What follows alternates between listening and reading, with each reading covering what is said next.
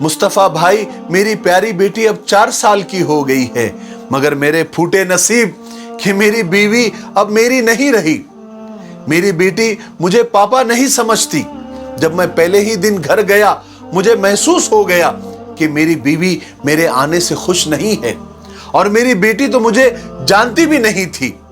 उसे तो सिर्फ फोन पर या स्काइप पर ही बात हुई थी। अगले दिन जब अरशद आया तो मेरी बेटी पापा पापा कहते हुए उससे जा लिपटी, और ये देखकर मेरी बीवी भी खुश हो गई। मैं परेशान था कि आखिर ये क्या माजरा है। 1 हफ्ता ऐसे ही गुजर गया। मैं सब कुछ महसूस करता रहा।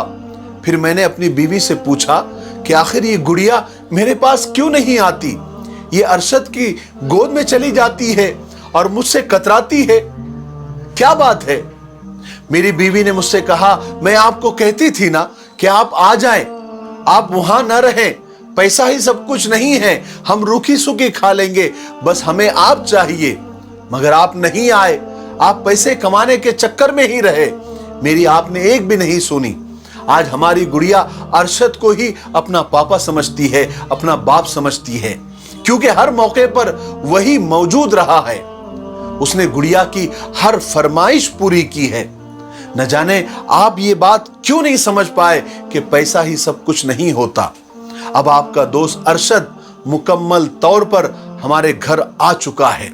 अब वो इसी घर का एक फर्द और एक मेंबर हो गया है। तो मैंने कहा, यानी मतलब मेरी कोई औकात नहीं रही, मैं कुछ नहीं है इस घर का? तो मेरी बीवी ने जवाब दिया, इसमें मेरा कसूर नहीं है। आप तो शादी के 1 महीने बाद ही चले गए थे, आज 5 साल के बाद आए हो। इस 5 सालों के अंदर अरशद ही वो शख्स था जिसने हम माँ बेटी का पूरी तरह ख्याल रखा। आज हम दोनों के ज़हनी और दिली ख्यालात मिल चुके हैं, हम एक दूसरे से मोहब्बत करने लगे हैं, और अब हमने, अरशद ने और मैंने एक साथ रहने का फैसला कर लिया है। मैं ये सुनकर सख्ते में आ गया, मुझे तो काटो तो खून नहीं। मैंने चीखते हुए अपनी बीवी से कहा, तुम जानती हो तुम क्या कह रही हो? नादान हो? तो मेरी बीवी ने कहा, हाँ मैं जानती हूं, मगर मैं मजबूर हूं। मैं अब आपके साथ नहीं रह सकती। मेरे दिल में अब आपके लिए कोई जगह नहीं है, और अरशद भी यही चाहते हैं कि आप मुझे छोड़ दें ताकि हम नई जिंदगी शुरू कर सके। मैं गुस्से में सीधा अरशद के पास पहुंच गया और उससे कहा कि तुमने ये क्या किया? तुम दोस्त हो या मेरे दुश्मन? मेरे ही घर में डाका डाल दिया। अरशद ने जवाब दिया, मैंने कोई डाका नहीं डाला। तुम अपने घर की रखवाली कहां कर रहे थे? तुम तो अपना घर मेरे हवाले कर गए थे, और जो रखवाली करता है वही घर का मालिक होता है। मैं मुजरिम हूं, मगर मुझसे बड़े मुजरिम तो तुम हो। तुम्हारी बीवी हर ईद पर मेहंदी लगाकर, गजरा सजाकर, नए कपड़े पहनकर तुम्हारा इंतजार करती थी, मगर तुम नहीं आते थे। मैं आता था और तुम्हारी बेटी से कहता था कि आपकी मम्मा बड़ी हसीन और खूबसूरत लग रही है। ये सुनकर गुड़िया की माँ खुश हो जाती थी। यूं ही वक्त गुजरता गया, हमारी सोचों और ख्यालात में यकसानियत होती गई, हम एक दूसरे से मोहब्बत करने लगे।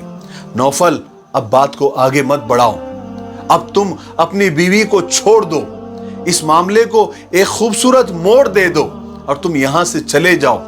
मैं तुम्हारी बीवी से शादी करना चाहता हूं। तुम्हारी बच्ची मुझे अपना बाप समझती है। तुम्हारी बीवी अब तुम्हारी नहीं रही। तुम्हारी बेटी अब तुमको नहीं पहचानती। तुम क्रिकेट के उस 12वें खिलाड़ी की तरह हो जो टीम में तो होता है मगर खेल का हिस्सा नहीं होता। हाय हाय, अरशद की बातें हथौड़ा बनकर मेरे ऊपर बरस रही थी। मुस्तफा भाई, मेरा यह सफर निहायत कड़वा रहा। मेरी जिंदगी की साथी किसी और के हम कदम हो गई। ज्यादा अफसोस की बात तो यह है कि मेरी माँ और बहनें, जिनके लिए मैं इतने बरस मैंने यहां तन्हा गुजार दिए, होटलों में खाना खाया, गधे की तरह मेहनत करता रहा, और जिनकी वजह से मेरा घर आज बर्बाद हो रहा था, उन्हें कोई अफसोस नहीं था। मैं जानता हूं इसमें उनका भी कसूर नहीं है, कसूर तो मेरा है। मेरे पास आज बहुत दौलत है, मगर सच्ची दौलत मैं खो चुका हूं। मैंने एयरपोर्ट से ही अपनी बीवी को तलाकनामा भेज दिया था। वो दुल्हन जो 5 साल तक अपने शौहर की राह तकती रही, इंतजार करती रही, अब उसे और इंतजार न करना पड़े, वो दूसरे शौहर के साथ हंसी खुशी जिंदगी गुजार सके। ये कहकर नौफल फिर खामोश हो गया। रियाद की सड़क पर रात के 2 बजे सनसनाती गाड़ियां मुझे खौफजदा कर रही थी, डरा रही थी। नौफल के अंदर से उठने वाला शोर तन्हाई में मजीद इजाफा कर रहा था। मेरे पास नौफल के लिए कोई अल्फाज नहीं थे।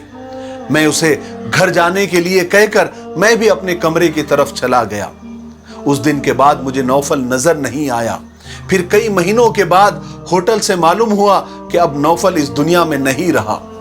न जाने इस कहानी में नौफल कसूरवार था या उसकी बीवी गुनहगार थी, या अरशद मुजरिम था, या उसकी बहनें और माँ अपनी ख्वाहिशात के लिए एक घर उन्होंने बर्बाद कर दिया था। मुझे पता नहीं, बस ये एक वाकया सच्चा था, इसलिए मैंने आप लोगों के साथ शेयर कर दिया।